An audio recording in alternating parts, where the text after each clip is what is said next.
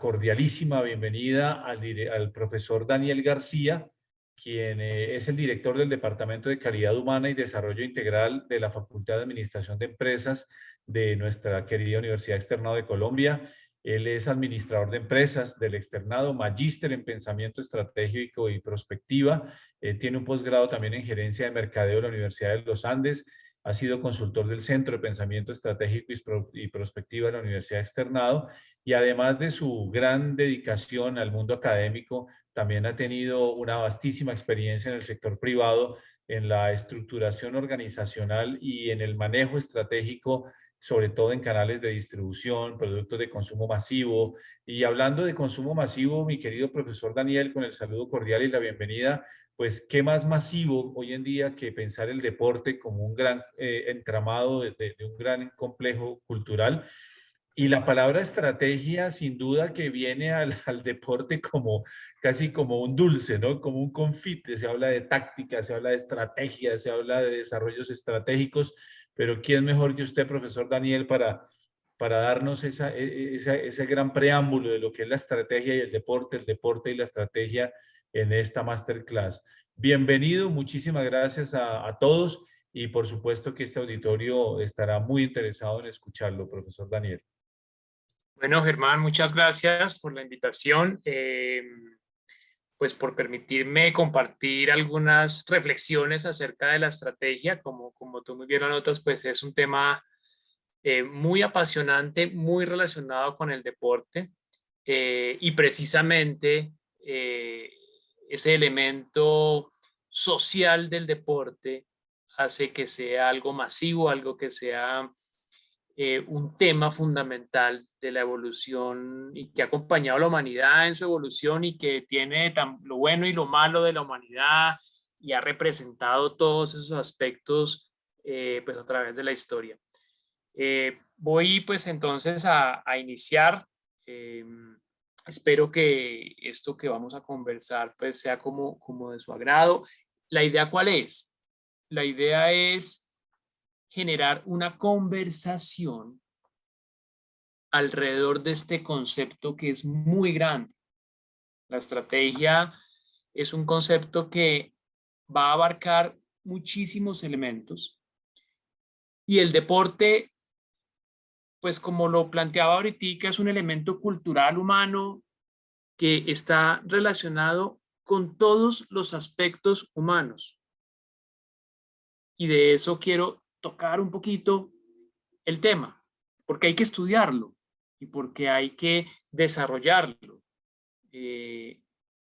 Creo que el deporte es uno de los elementos claves a interiorizar y sobre el cual se puede reflexionar, digamos, en la búsqueda de construir un mundo mejor. Entonces vamos a mirar ese concepto en términos de origen, de la estrategia, deporte, ¿qué fue primero? Como les decía, pues la idea es jugar es un juego de palabras, ¿cierto? Vamos a mirar estrategia y deporte en términos de doble vía. En pensamiento sistémico hablamos de la doble relación, la multidimensionalidad o la omnijetividad de los elementos de análisis. Entonces vamos a mirar, pues en estos cortos minutos, la idea no es alargarme, por supuesto. Estos temas pues son los que tratamos ya a profundidad en la maestría, y aquí es un poco dejar unas reflexiones y valorizar el deporte como objeto de estudio. Vamos a mirar la estrategia en el deporte como estrategia y la estrategia de negocios en el deporte. Desde una perspectiva, por supuesto, de los fundamentos de ese concepto de estrategia. Vamos a ver cómo nos salimos un poco de ese cliché que tenemos. Ese es el cliché que tenemos. Nosotros hablamos de la estrategia etimológicamente de una de sus dimensiones, que es la confrontación. Y traigo un poco a Grecia, también haciendo referencia a ese inicio, por ejemplo, de las Olimpiadas.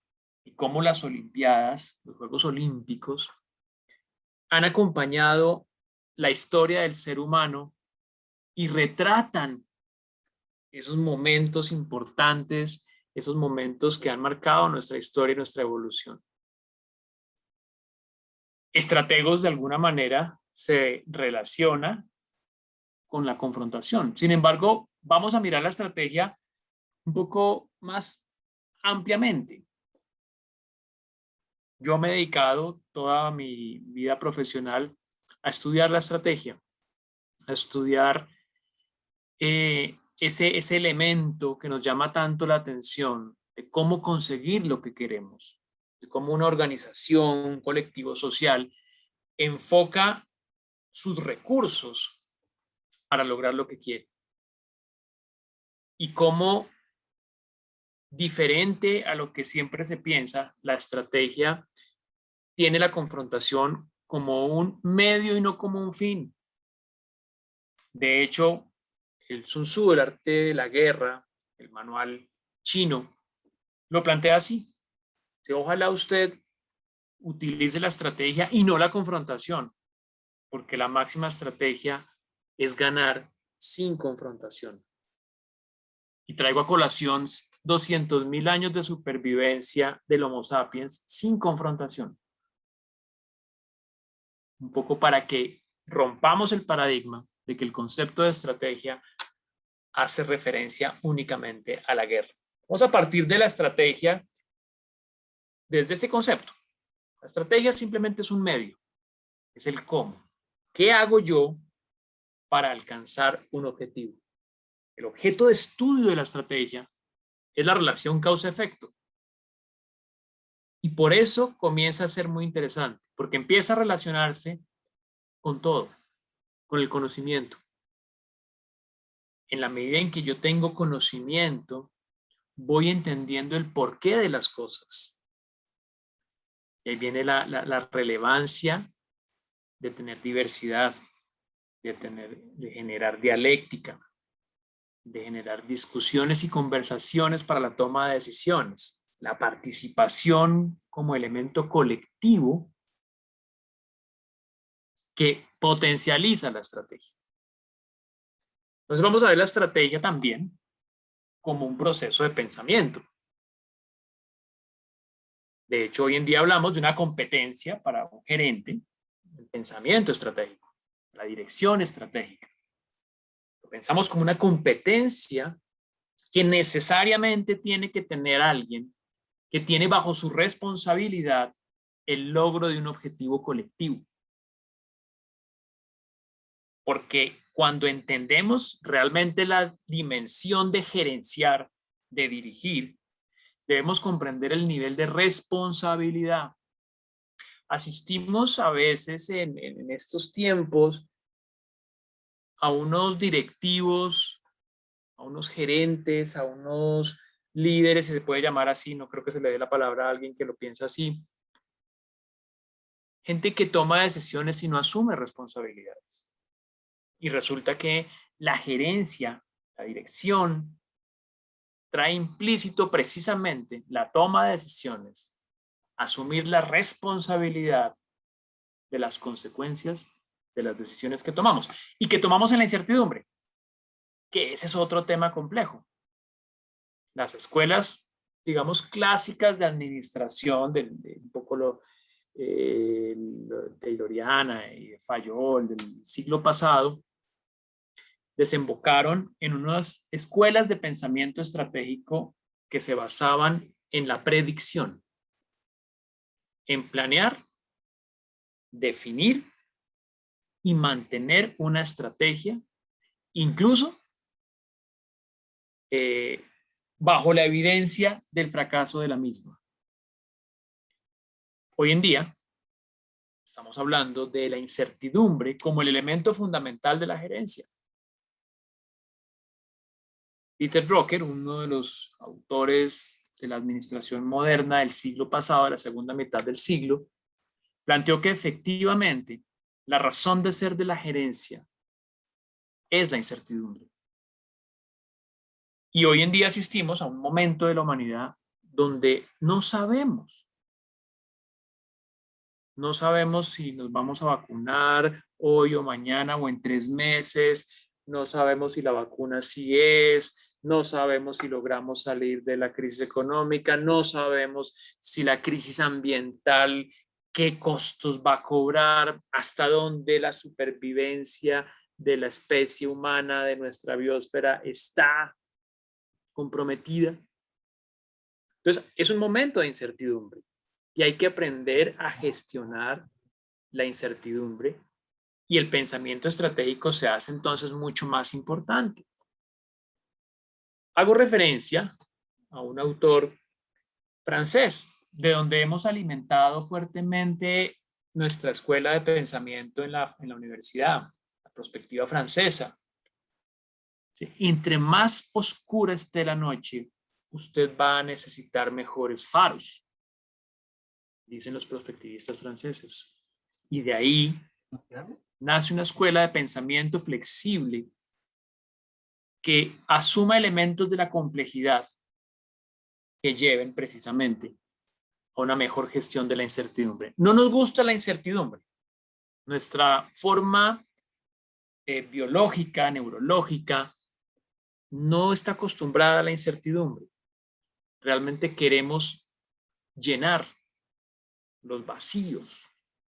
Yo no me puedo quedar con un no sé. Yo siempre tengo un porqué y ese porqué busco responderlo. Es una de nuestras mayores, digamos, fortalezas en términos de nuestra capacidad de aprendizaje. Siempre estamos preguntando por qué, pero resulta que cuando no tenemos respuestas, lo que hacemos es que o llenamos o nos angustiamos. Cuando digo llenamos, es que ponemos un elemento que conteste esa pregunta, así no esté validado. O hacemos una negación. Es un poco mirando nuestro cerebro. Pues porque este es un objeto de estudio de la estrategia. ¿Cómo pensamos estratégicamente?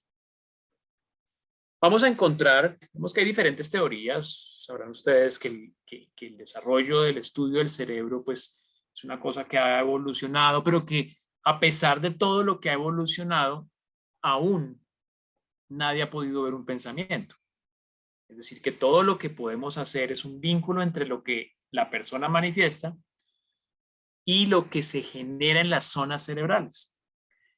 De ahí viene una teoría que plantea, se llama la teoría del cerebro triúnico, que más o menos define 3 zonas del cerebro, donde por un lado está la parte instintiva, lo que se denomina el complejo R, también lo llaman cerebro reptil, lo reptiliano. Está el sistema límbico, donde están las emociones, toda la estructura social, es una parte muy bonita. Y está el neocórtex, que es lo que llamamos el cerebro superior, el cerebro humano, que es la racionalidad. Resulta que el pensamiento estratégico está en la racionalidad, pero no la racionalidad como alguna vez se pensara. Alguna vez dijimos, los seres humanos somos racionales y por consiguiente no debemos dejarnos llevar por las emociones. ¿Eso es cierto y no cierto? ¿No cierto en qué sentido? Las emociones, el instinto, es el elemento fundamental de supervivencia de la raza humana. Es el elemento que nos llevó a estar donde estamos, para bien o para mal. Hay una frase en neurociencia muy interesante. Se dice, no tenemos emociones, somos emociones. Hoy en día, todos los estudios de neuromarketing demuestran que el ser humano toma decisiones emocionales, nunca se abandona las emociones, nunca se abandona la parte instintiva, es muy poderosa. Así sobrevivimos y así sobreviven todos los elementos que tienen vida, todo lo que llamamos vida en la biosfera, sobreviven a partir de ello. Entonces, ha hecho carrera, digamos, una tendencia en términos del equilibrio humano, que dice que lo que tenemos que tener es inteligencia emocional, que implica que no nos dominen las emociones, sino que las canalicemos y las potencialicemos. Nos hablan de un esfuerzo que tenemos que hacer para gestionar positivamente las emociones. ¿Está esto relacionado con el pensamiento estratégico? Claro, porque yo tengo que reflexionar, tengo que acudir a la cognición, conocimiento, a los procesos de racionalización. O si no, voy a actuar por instinto o por emociones. Y nuestra tendencia en este momento, en nuestra evolución, lo que conocemos como Homo sapiens, es que actuamos por emociones y actuamos por instinto. Y tenemos que esforzarnos en aprender a canalizar las emociones. Eso lo vamos a denominar inteligencia emocional. Entonces, quedémonos con esto. La idea es ir avanzando en esta conversación que estamos haciendo. Somos sincrónicos. ¿Qué es sincronía? Sincronía es lo que le pasa, por ejemplo, a un animal. Un ejemplo muy triste. Cuando uno tiene una mascota y se va de la casa y deja al perro en la casa, el perro no tiene conciencia de futuro. Es muy escaso su capacidad para entender el concepto de tiempo. La conciencia de tiempo, por supuesto, no la tiene. Es muy leve, está muy poco desarrollada. Por consiguiente, él queda a la espera constante hasta que llegue su amo. Por eso cuando llega, pues está muy feliz. Y, qué bueno, no me abandonó, no me voy a morir de hambre. Esa forma de pensamiento, donde yo solo vivo el presente y no tengo conciencia del tiempo, lo llamamos sincronía. Porque lo que estamos viendo un poco es que al final somos muy animales. Al final somos animales. Y al final somos más animales de lo que pensamos. Nos hemos creído el cuento de que somos una raza superior, pero hasta el momento pues nosotros vamos perdiendo el partido. ¿En qué sentido vamos perdiendo el partido? Vamos acabando con nuestra biosfera. La estamos agotando y estamos al borde del colapso. O sea que estamos acabando con nuestro sistema de vida, con nuestra perdurabilidad. Se mide mucho el concepto de tiempo, de movimiento, en los animales. Por ejemplo, las ballenas. Su capacidad para planear, para pensar a futuro, ¿sí?, demuestra unos altos niveles de inteligencia, unos niveles de conocimiento. Hoy en día se habla de elementos culturales dentro de las comunidades de ballenas. Y se plantea precisamente, en términos de muchos de los elementos, uno es la capacidad para tener una dimensión o entender un poco, comprender un poco o actuar bajo cierto nivel de comprensión de la dimensión del tiempo. Entonces, sincrónico, somos más sincrónicos, privilegiamos el presente y en muchos casos sacrificamos el futuro por pensar en el presente. Ver las cosas, cuando alguien dice, por ejemplo, las cosas hoy son como siempre han sido. Eso se puede debatir inmediatamente diciéndole que nosotros tenemos conciencia de nuestra historia hace muy poco tiempo.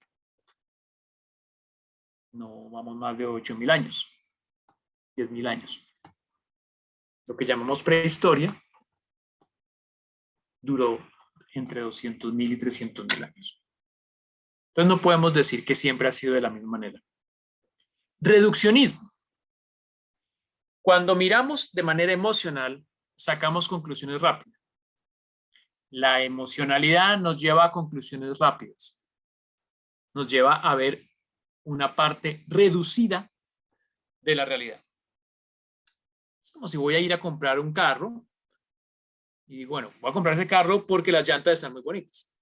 Eso es reduccionismo, porque yo no estoy contemplando sino una pequeña parte reducida de un sistema y estoy concluyendo allí. Concluimos esto desde la lógica de que somos emocionales e instintivos. Entonces vamos a coger dos elementos que somos los que vamos a tener como pilares fundamentales para mirar ese juego que armamos de deporte y estrategia. La diacronía. Concluyamos que la estrategia se desarrolla consciente e intencionadamente como una guía para afrontar el futuro, teniendo en cuenta el pasado. Una nación, un colectivo, una civilización que conoce su historia, evoluciona. O si no, va a estar condenada a repetirlo. El pensamiento estratégico siempre está evaluando y la estrategia siempre está pensando en qué voy a hacer para la construcción de un futuro. Utilizo el pasado como una forma de comprensión de la realidad, entendiendo que es pasado, eso es diacronía. Entender que lo que pasó, pasó y que habrá elementos que se repitan, pero elementos que no se van a repetir, es diacronía. Y actuar pensando en el futuro es diacronía. Así que es entender el movimiento, pensar en variables, comprender que la realidad varía, que la realidad cambia, que los elementos no son fijos, sino que todo está en constante movimiento. Segundo pilar sobre el cual vamos a establecer esta conversación entre deporte y estrategia. Holismo. ¿Qué es holismo? Etimológicamente viene de Grecia, que habla del todo, totalidades, que sería lo contrario de reduccionismo. Voy a comprar un carro y comienzo a evaluar todos los aspectos, incluso qué tanto va a contaminar el planeta, porque comienzo a pensar mucho más allá del simple sistema que estoy observando y lo llevo a un marco mucho más profundo, mucho más amplio. Entonces, no olvidemos esos dos pilares: holismo y diacronía. Entonces, recordemos que vamos a jugar alrededor de 3 elementos. Vamos con el primero.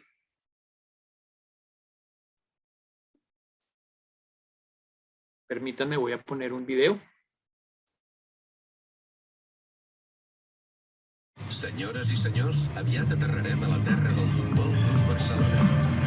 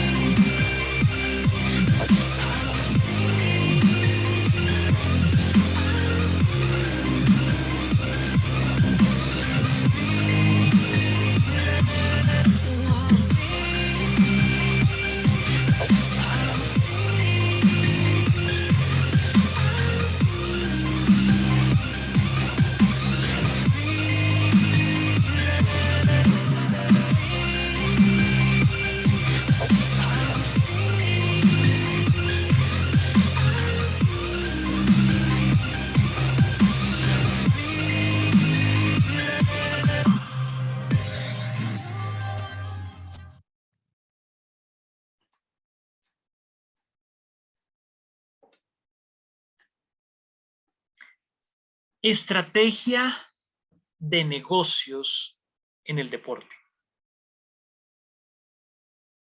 Voy a tomar un concepto muy general, pero muy importante, casi que fundamental, de lo que es el marketing actualmente. Hoy concluimos que el valor más preciado de una empresa es lo intangible, lo que denominamos a veces capital intelectual, donde está el conocimiento, cómo hago las cosas, la reputación, la relación con sus proveedores. Y dentro del concepto de reputación está el posicionamiento de la marca. Hoy en día se considera tal vez el intangible más importante y que determina incluso el valor de una empresa. Marcas como Apple, Coca-Cola, no valen. Cojamos a Coca-Cola, que es más fácil de coger como ejemplo. Si a usted le dijeran que le venden la marca Coca-Cola, que bueno, es una marca que viene un poquito cayendo, lo vimos con Ronaldo, pero es una de las marcas más posicionadas del planeta, más recordadas, más posicionadas. Si a usted le dijeran que le van a vender la marca, ¿qué compraría? ¿Cómo la valoraría? Usted haría un inventario de todas las plantas que tienen de producción, haría un inventario de sus camiones, de sus terrenos. No, una marca como esas se valora a partir de lo que puede llegar a ser. Según Philip Kotler, que es, digamos, uno de los autores clásicos, estudiosos clásicos importantes del marketing, dice que el objetivo del marketing en una organización, en una empresa, es el de establecer una relación profunda y duradera que genere un valor que se pueda capturar.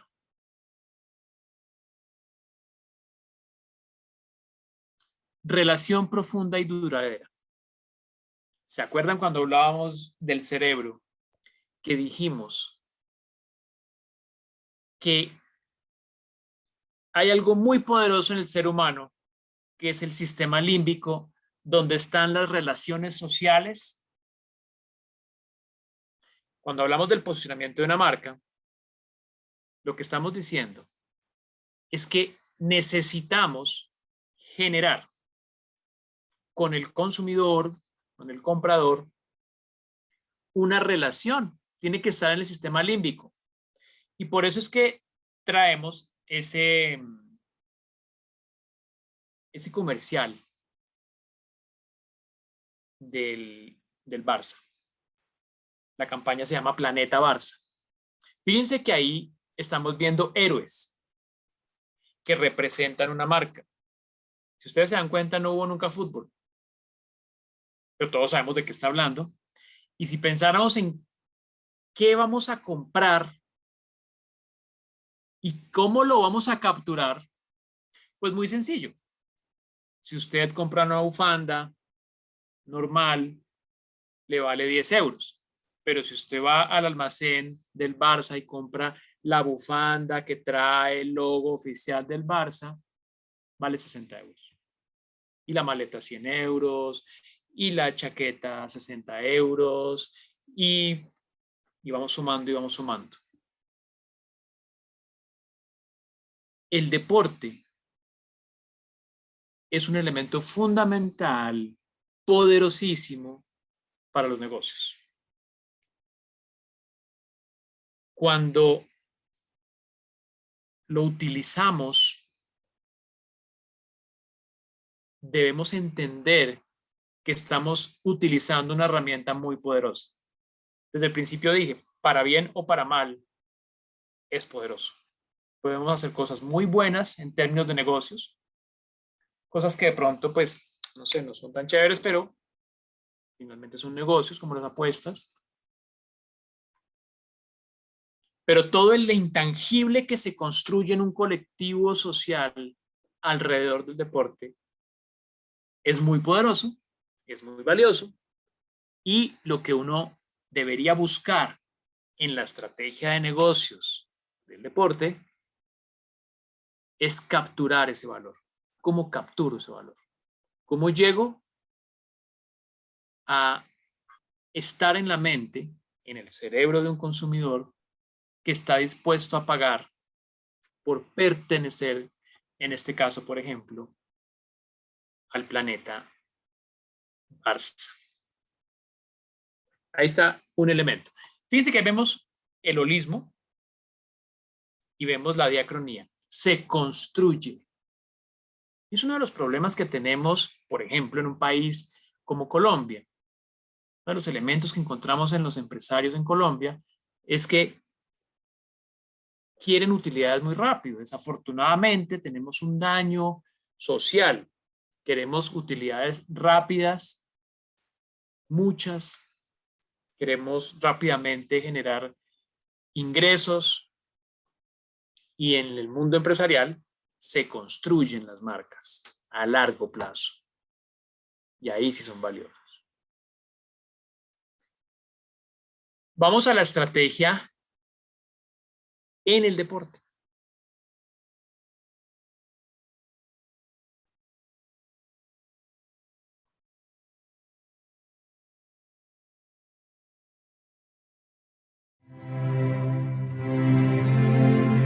Podés elegir correr solo o trabajar en equipo y llegar lejos. ¿Qué decidís? Ir solo es más fácil, no tenés que ponerte de acuerdo con nadie. Si la pifiás, y la pifiás solo. En equipo, te digo, es a otro precio.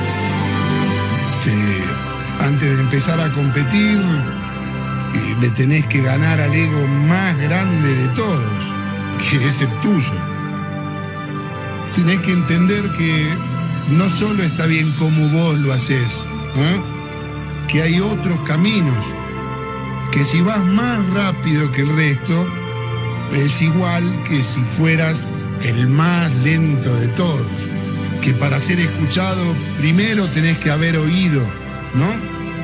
Y bueno, que para recibir un aplauso tenés que estar golpeando tus propias palmas. Si no sabes cómo hacer algo, bueno, pues te van a gritar cómo hacerlo. Y si vas atrás, te van a empujar, Te van a empujar hasta llevarte adelante. Y si ganas, te van a apretar tan fuerte que vas a querer llorar.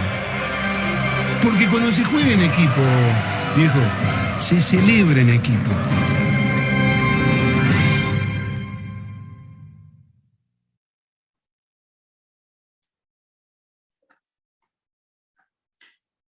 La estrategia y la estructura son dos perspectivas de lo mismo. Hace unos años, bueno, décadas ya, de hecho se hizo esa pregunta conceptual en el estudio de la estrategia. ¿Qué va primero, la estructura o la estrategia? Bueno, ya hoy es facilísimo decir que son elementos sinérgicos.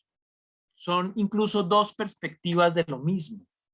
La estructura organizacional, la estructura de un colectivo, hace parte de su estrategia y su estrategia debe obedecer a la forma como está estructurada. La estrategia tiene un elemento gigantesco. Hemos hablado de la biosfera. La biosfera nos muestra recursos escasos. Y la estrategia juega con eso, porque la estrategia busca lograr los objetivos maximizando la utilización de los recursos. Entonces, acá tenemos, digamos que dos perspectivas de lo mismo. ¿Y por qué traemos la estrategia en el deporte? ¿Cuál fue la estrategia de Pekerman? Muchos dicen que fue suerte, que es un gran líder, que carisma. Y él aquí lo está diciendo claramente. de una manera pues muy bonita, y hoy en día suena melancólica, y suena mucho más melancólica después de los eventos de esta semana. Construyó un colectivo que fue capaz de generar sinergia, que pudo trabajar en equipo. La selección del 2004, que es, digamos, un poco la época dorada, era una selección de amigos que habían crecido juntos y que habían desarrollado una cantidad de valores, y por consiguiente había disciplina, había camaradería, había, pues obviamente conflictos, como todo pues, colectivo social de humanos, siempre los hay, pero en general fueron realmente un equipo, cosa que no se ha podido lograr en general en la historia del fútbol colombiano, por ejemplo. Cuando traemos y miramos la historia de las épocas doradas del Pibe y Rincón y el Tino, ¿por qué fracasamos en Estados Unidos? Que era el momento donde realmente estaba en la cúspide ese colectivo de muchachos deportistas.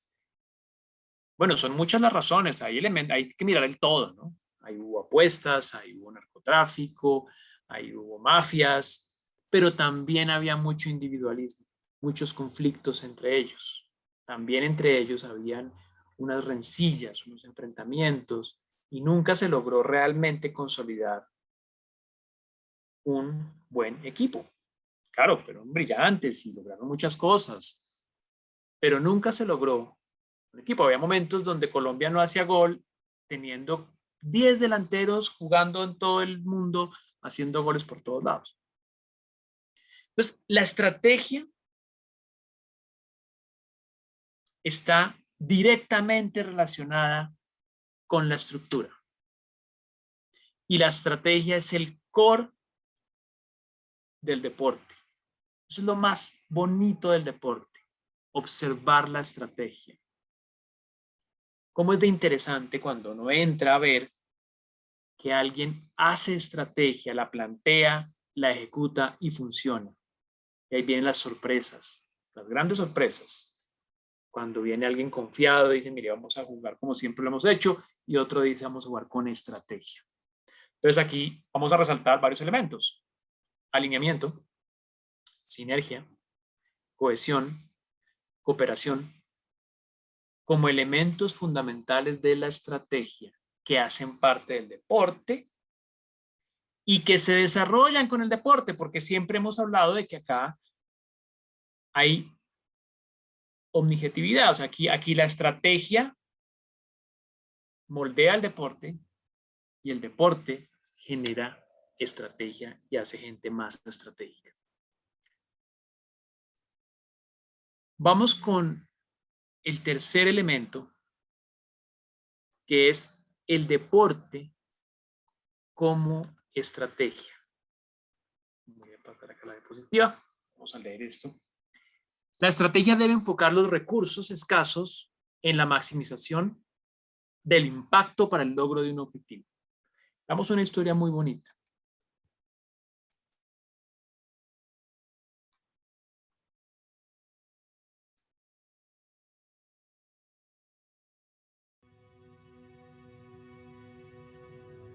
I thank whatever gods may be for my unconquerable soul. I am the master of my fate. I am the captain of my soul. Today, President Mandela takes office in Pretoria, balancing black aspirations with white fears. Remember this day, boys. This is a day our country went to the dogs. Brothers, sisters, this is the time to build our nation. All of the whites are cheering for South Africa. All of the blacks are cheering for England. How long before the World Cup? Don't get your hopes up. We're a damn disgrace. I've been invited to tea. With who? The president. Tell me, Francois, how do we inspire ourselves to greatness when nothing less will do? How do we inspire everyone around us? What did he want? I think he wants us to win the World Cup. This rugby is a political calculation. It is a human calculation. According to the experts, we'll reach the quarterfinals and no further. According to the experts, you and I should still be in jail.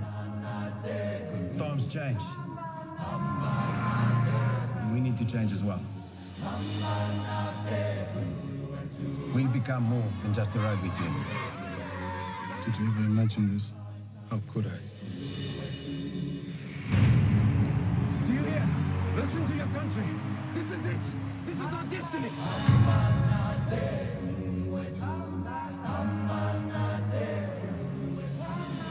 I was thinking about how you spent 30 years in a tiny cell and come out ready to forgive the people who put you there. I am the master of my fate. I am the captain of my soul.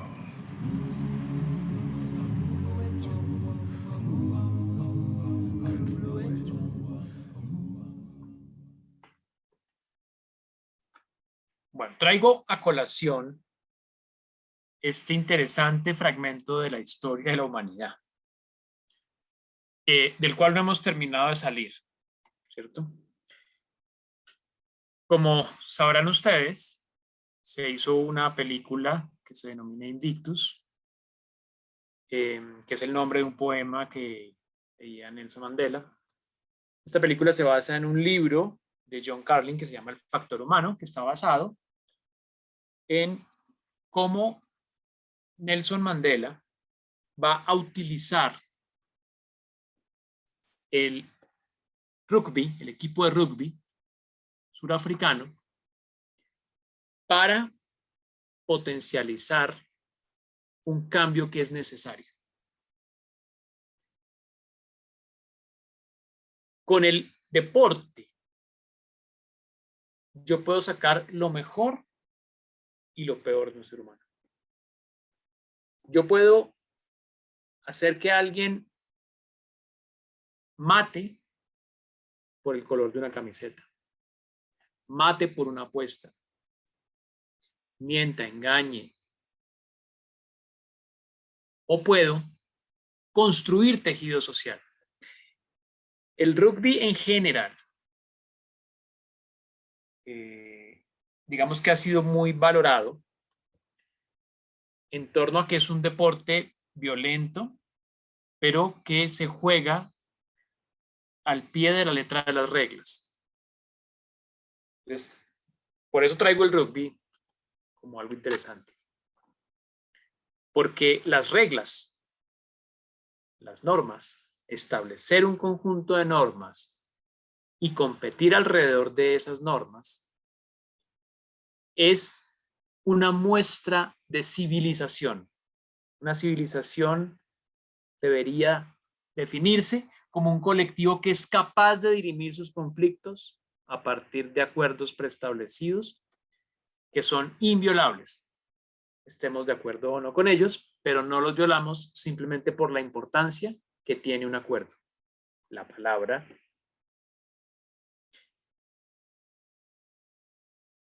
Sabrán ustedes pues que en Sudáfrica,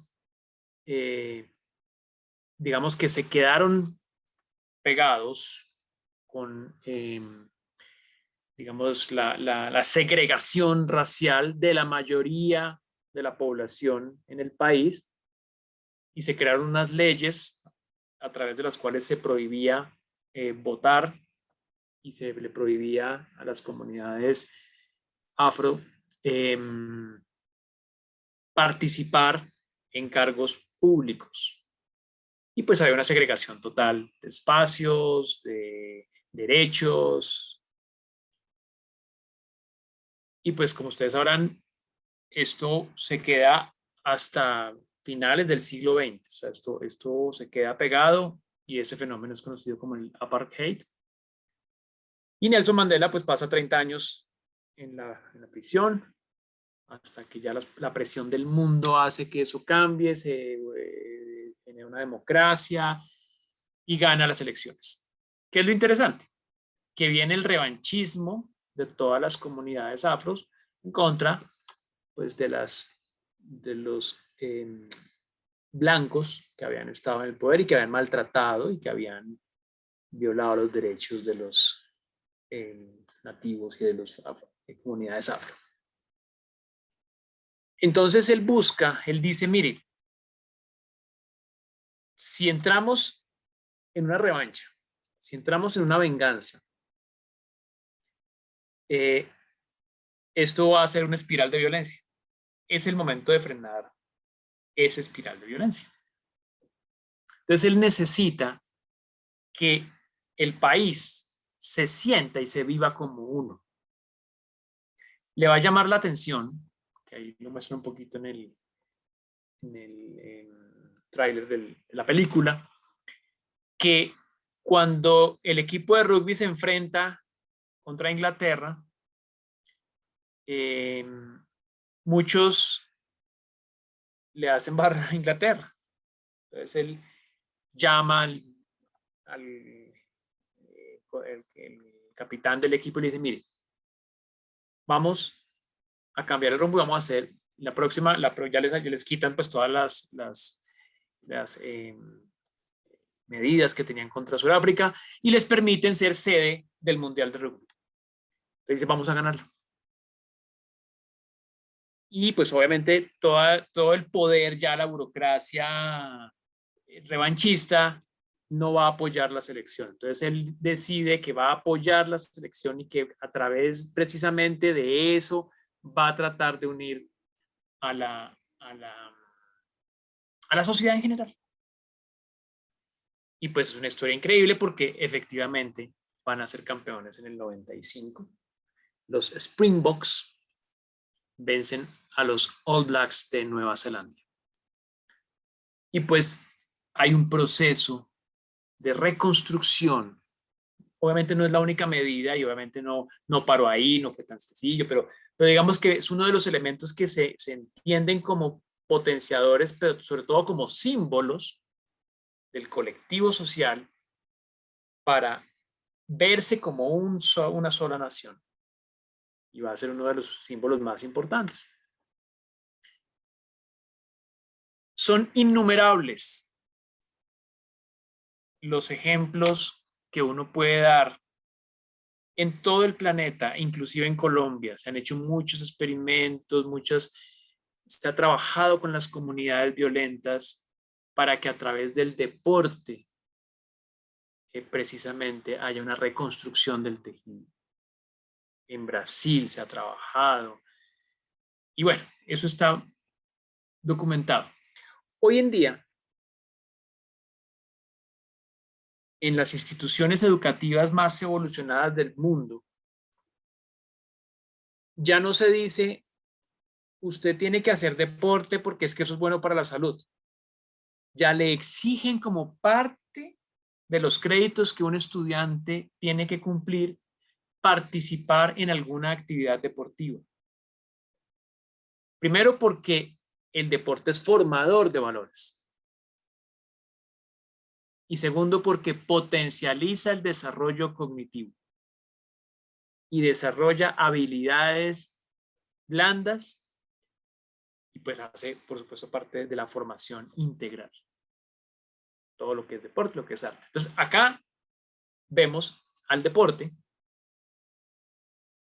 como estrategia del tejido social, como estrategia de la construcción y el desarrollo humano.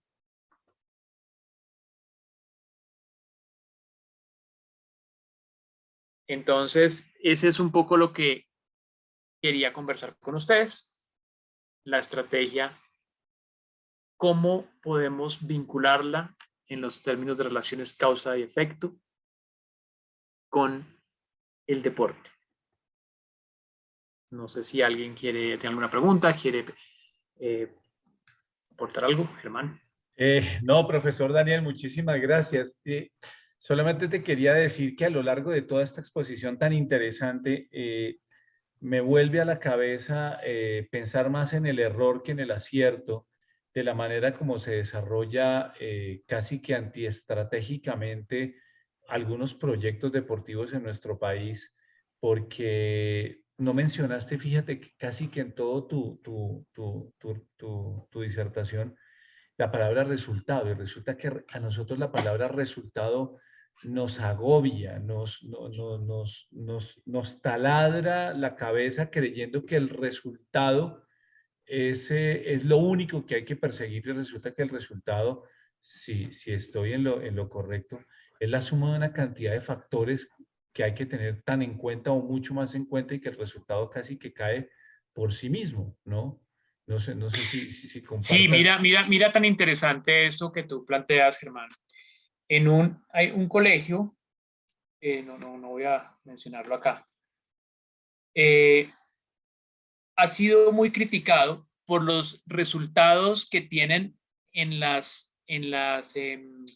digamos, en los encuentros y en los campeonatos intercolegios. Es muy escasa el trofeo que llevan.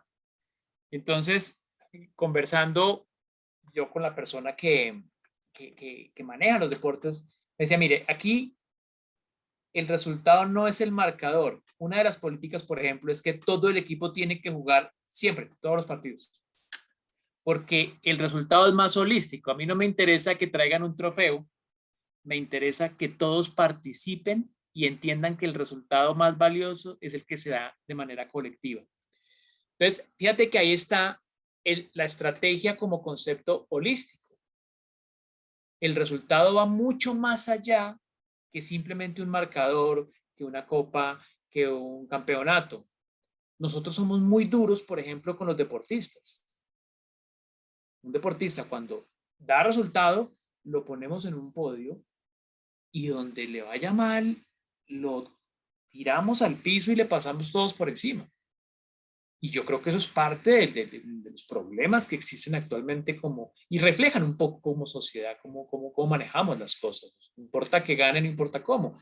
El partido de Colombia, por ejemplo, al que acabamos de asistir, pues vemos un equipo que está en consolidación y está en su proceso de consolidación, y hay mucho más positivo que rescatar que el resultado final, que es un gol que se da casi que de manera aleatoria. Sí, sin duda. Pero me surge otra reflexión, y perdón si soy un poco precipitado, y es, en el mundo en general, el mundo ha estado desde hace un buen tiempo dividido entre los países desarrollados, los famosos developing economies, o economías en desarrollo, que yo no sé cuál va a ser el día en que logre llegar a la meta del desarrollo. Pero en virtud de todo esto, digamos que ese primer mundo es el que dicta muchas normas, muchos estándares, muchas maneras de hacer las cosas, y entonces nosotros de alguna manera en Latinoamérica somos, no sé si llamarlo víctimas de, es que este es el modelo japonés, este es el modelo europeo, este es el modelo norteamericano, esta es la tendencia que viene de allá, de acá, pero cuando se trata del deporte, no hay modelos. Es decir, Anthony Zambrano en los 400 metros de los Juegos Olímpicos de Tokio no va a estar supeditado a, es que viene de un país en vías de desarrollo, sino que las competencias, las reglas, los instrumentos en términos de lo que le garantiza la competencia, ahí no hay, ¿cómo decirlo? Ni primero, ni segundo, ni tercer mundo. Lo decías ahorita precisamente con el tema de Sudáfrica. Cuando Sudáfrica es campeón del mundo, ganarle a los All Blacks de Nueva Zelanda era casi como invertir las lógicas, ¿no? Y que ese segundo o tercer mundo se impusiera al que era el archifavorito. Entonces, ¿cómo entender la estrategia cuando en el mundo cuando en el deporte casi que se invierte eso del primero, el segundo y el tercer mundo? Es decir, hoy en ese video fantástico que mostraste de Barcelona, casi que el único sobreviviente de ese video hoy es un carajo del tercer mundo que manda la parada y que se llama Lionel Messi, que nadie ha podido siquiera llegarle a los tobillos a Lionel Messi.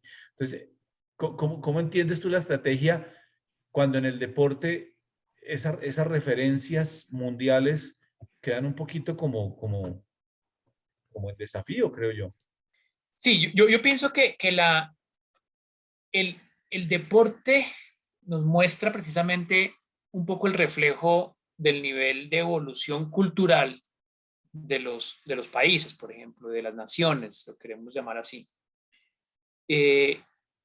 nosotros desde lo que a veces se nos impone, y acá nos metemos ya en unos temas mucho más difíciles, Sí, claro. y es qué modelos estamos imponiendo y bajo qué circunstancias lo estamos imponiendo.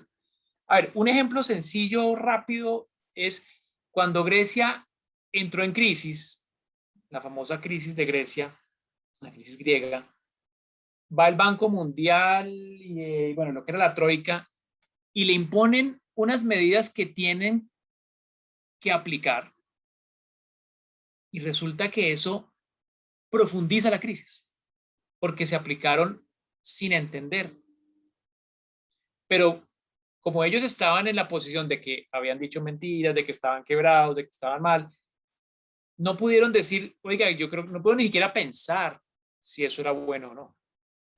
Entonces, lo grave, y valga la cuña para Colombia, ¿cuáles son las medidas que realmente nos convienen? Porque no siempre las que nos imponen son las que nos convienen.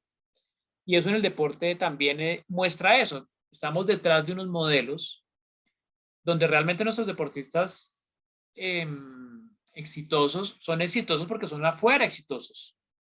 Pero nosotros no tenemos realmente, primero tenemos una cultura deportiva, una cultura y enhorabuena que estemos ya en las universidades promoviendo precisamente el estudio de esto, porque tenemos que mirar cuáles son los modelos para la estrategia de negocios en el deporte, para el deporte como estrategia y para generar también país donde la estrategia en el deporte realmente refleje nuestra cultura y refleje una cultura más desarrollada, no desde la perspectiva solamente económica de ingresos, sino evolucionada, por ejemplo, sintiéndome orgulloso realmente de lo que yo soy. Partamos de que el colombiano que tiene éxito se va, y así son los deportistas, tienen éxito y se van. Muy pocos realmente regresan a tratar de crear, por ejemplo, escuelas o crear desarrollo. Sí, sí, muy cierto. Y la última reflexión que quería compartir contigo es en esa parte cuando hablas, en esta triada tan interesante que pones estrategia de negocio en el deporte, estrategia del deporte y el deporte como estrategia, me quedo con esta última para que podamos abrir el abanico de comprender el deporte, perdón, robo tu expresión, de una manera más holística y entender que el deporte es un valor social, que es un intangible muy fuerte, que por ejemplo en el caso de nuestra maestría en comunicación y gestión deportiva, lo hemos definido desde 3 dimensiones, desde una dimensión formativa, desde una dimensión recreativa y desde una dimensión competitiva, donde la formativa se centra mucho en el individuo precisamente, en donde la recreativa se centra mucho en ese individuo insertado en un núcleo social y en un aporte de la actividad física. Me encantó el ejemplo que pusiste del colegio. Esa es la dimensión recreativa, y por supuesto no podemos olvidar la competitiva, donde el resultado en términos de evaluación a partir de un reglamento y de una competencia pues es lo más destacado.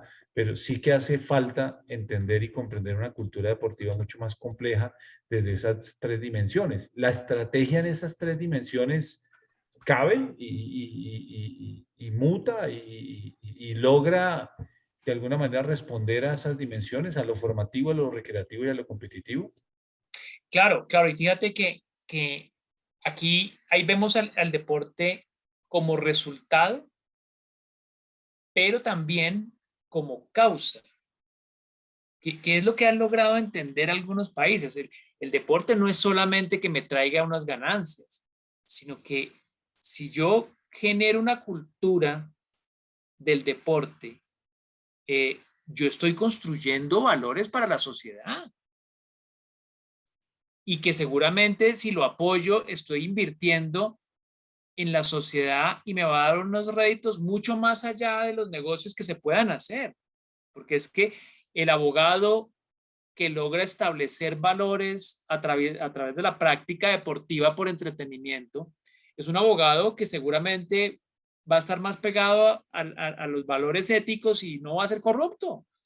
Entonces la sociedad recoge un valor intangible mucho más poderoso y que seguramente ya después da todos los negocios que queramos, porque una sociedad desarrollada pues va a generar negocios solo, no no tengo que pensarlo, es un poco la guerra, ¿no? Yo no tengo que pensar en que solamente tiene que ser negocio porque lo estoy viendo de manera reduccionista.